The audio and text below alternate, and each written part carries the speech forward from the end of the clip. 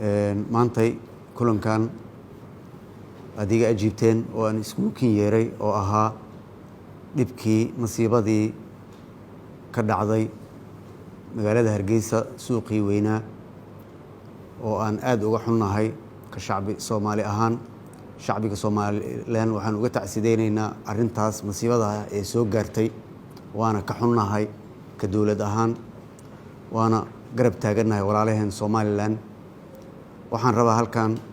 inaan si gaar ah ugu sheego in shacabka Somaliland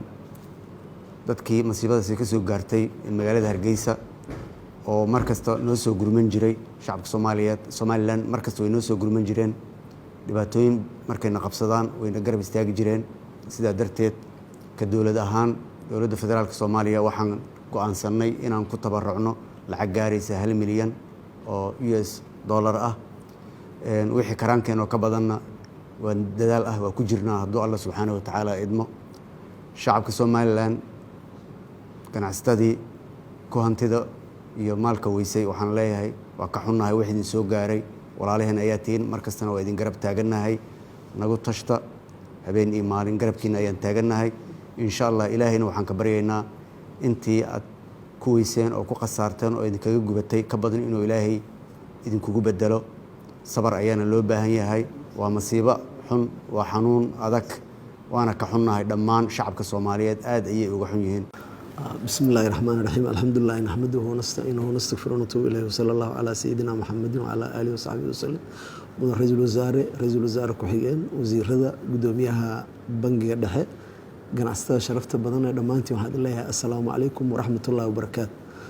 salaan ka baad mudan ra'iisul wasaare waa kaaga mahadcelinaynaa kulankan qaaliga ah oo maanta aan noo qaban qaabisay runtii kulan wuxuu ahaa sharaf leh oo dadka dhan qalbigooda oo ku jiray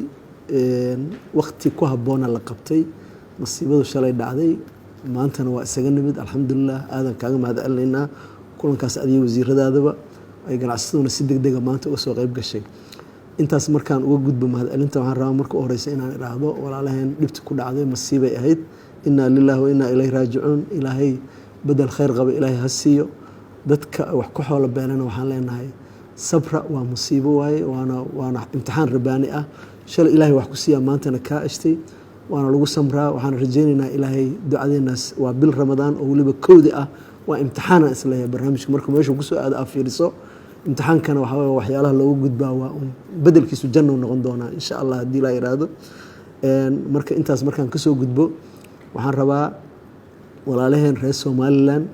anaga iyaga iyo ganacsatadu meel walba waa degantahay xaggana waa degantahay intana waa degantahay waan isku halaanahay markastoo dhibaato dhacdana shacabka u gurman jirna xaggana waa isugu gurmanaa intana waa isugu soo gurmanaa markii noogu horeysa ma ahayn dhowr gooraan ay baladweyne yimaadeen ayagoo u gurmanaya muqdisho yimaadeen ayagoo u gurmanaya anaga Hargeysa tagna anagoo gurmanayna marka mar walba waa la iskaashadaa goboladu saas oo kale Puntland waa la isugu wada gurmadaa ayagoo waa soo gurmadaa markay dhib dhacdo marka waxaan leeyahay tiyo kale tawaaye ganacsatada Soomaaliyeed maantay oo halkan isugu timid wasaare isugu yaaray anaga oo soo tashanay waxaan waliba aysan ahayn tii ugu dambeysay waxaan isla garanay ganacsatada inaan walaalaheen ku tabarucno oo dadkaas dhibaatoobay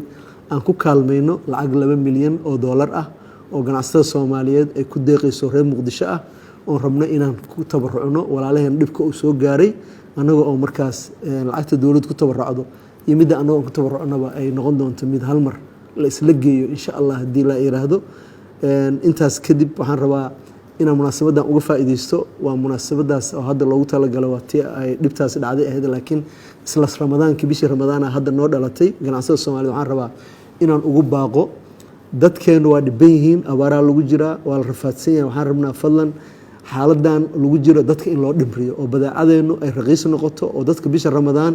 la garab istaago oo badaaca jaban loo raqiisiyo ilaaha ku adaf mudaaf ay noo noqonaysaa sidii oo Ismaan bin Affan iyo xilligoodii oo sadaqadu markaad badaacada aad ka gadato ilaahay inaad ka gadatay ku fiicantahay inta dad ka gadan lahayd marka ummadana aan kaalmayno badaacadana aan raqiisino adduunyadu waa kacda badaacadu waana qaaliyooday laakiin tii horaan haysanaaye aan bedelkeeda ilaahan warsanayna bil Ramadaan waa insha Allah taasna munaasabadan kuma jiro laakiin waa ku darsanaa mideen kala tan ra'iisul wasaaraha noo soo gabagabeeyay idana saasaan leh insha Allah waana maasantiin wassalaamu calaykum waraxmatullaahi wabarakaatu